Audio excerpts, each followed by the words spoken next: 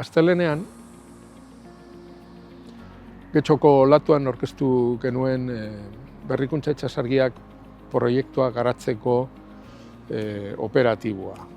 FI izena eman diogu operatibo honi, grekaratik hartutako hizkia erabiliz. Operatibo honek 4 mekanismo aurreikusten ditu, finantzaziorako. Lehenengo mekanismoa FI estrategiak deitzen da, eta honen bitartez jada abian diren proiektuak, normalean proiektu industrialak finantzatzeko erabiliko da, batez ere alde zientifikoa. Bigarren mekanismoa erronkak, FI erronkak deitzen da, eta mekanismo hau deialdi baten bitartez bideratuko da, ez da izango finantzazio zuzen bideratua, baizik eta deialdi baten bitartez esleituko dela.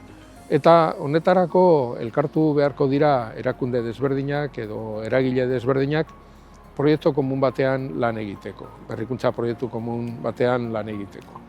Hirugarren mekanismoa plataformak, FI plataformak deitzen da, eta honen bitartez azpiegiturak finantzatuko dira. Azpiegiturak zentzu zabalean hartuta.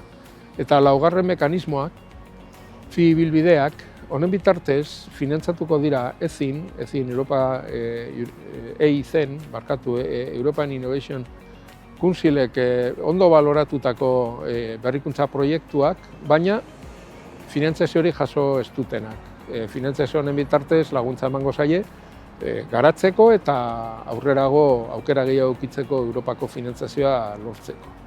Eta asteazkenean, Eskoriatzan, UESI, Humanitate eta Hezkuntza Zientzien fakultatean, Mondragon Unibertsitateako fakultatean, izan ginen 50. eskola, fakultate honen 50. urteurrena ospatu genuelako.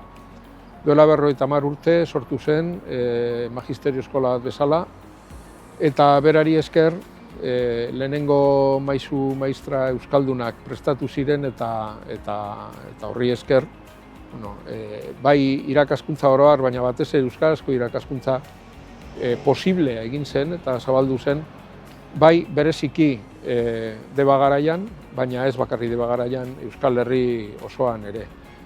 Gero beren tituluen eskaintza diversifikatu da eta hor sartu da humanitateak, komunikazio zientziak eta sormenarekin erlazionatutako disiplinak.